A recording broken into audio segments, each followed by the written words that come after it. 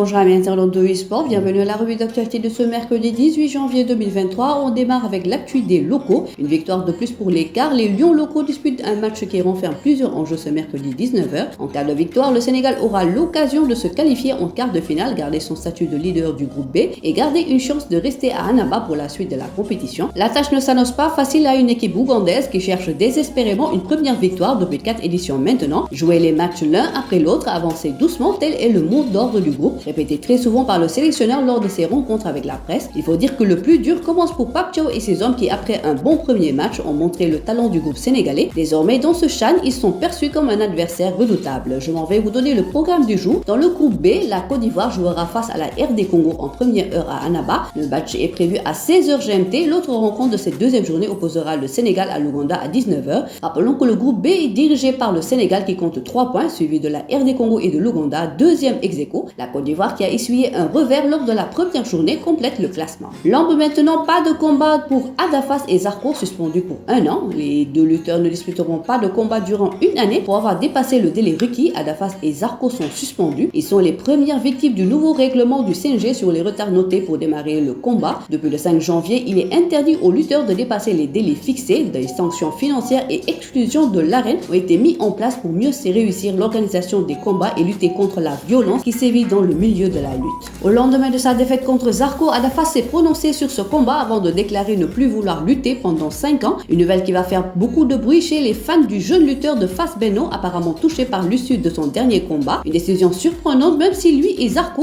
ont été suspendus pour 1 an après avoir dépassé les délais fixés lors de leur combat. Déclaration à lire dans votre quotidien sportif de ce jour. Face à Modulo, le père de Boignan 2 réclame plus d'argent. Les négociations ont démarré pour ficeler le combat Modulo-Boignan 2. Toutefois, la cadence ne s'est pas accélérée comme annoncé hier. Le clan de Pékin a monté les enchères à ton appris. Les discussions seront en stand-by, informe le quotidien Source A. Dans sa parution du jour, le quotidien d'information explique que c'est le père du lutteur pékinois qui bloque les négociations. En effet, ce dernier réclame plus d'argent pour ce combat. De Gaulle rejette la somme proposée par le promoteur et exige un cachet plus important. Mais le promoteur qui désire organiser l'affiche n'est pas dans une disposition de céder à telle exigence. Il s'agit de Gaston Productions. Ce dernier a d'ailleurs commencé à discuter avec d'autres lutteurs pour organiser le combat royal. Modulo pourrait ainsi faire face à un autre adversaire autre que Boignan 2 en attendant de connaître la décision finale du clan du tombeur de Balagaï 2. On termine par du rugby. Le destin d'Alassane Sagna et Babacar Ba vient de changer. En effet, les deux jeunes joueurs sénégalais vont bénéficier d'une expérience inédite pour s'améliorer en France, a annoncé la Fédération sénégalaise de rugby.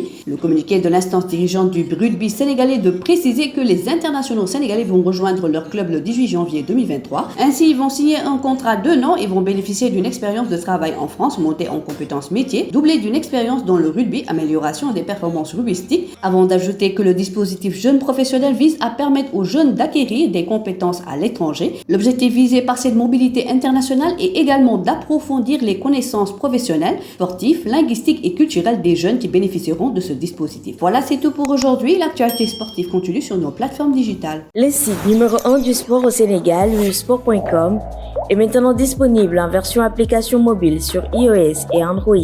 Retrouvez l'actualité du Sénégal pour tous les sports en direct sur votre téléphone: football, lambe, basket, sport de combat, athlétisme et bien d'autres disciplines. Toutes les statistiques des championnats sénégalais, les matchs, les résultats, les classements à suivre en direct sur votre application Sport.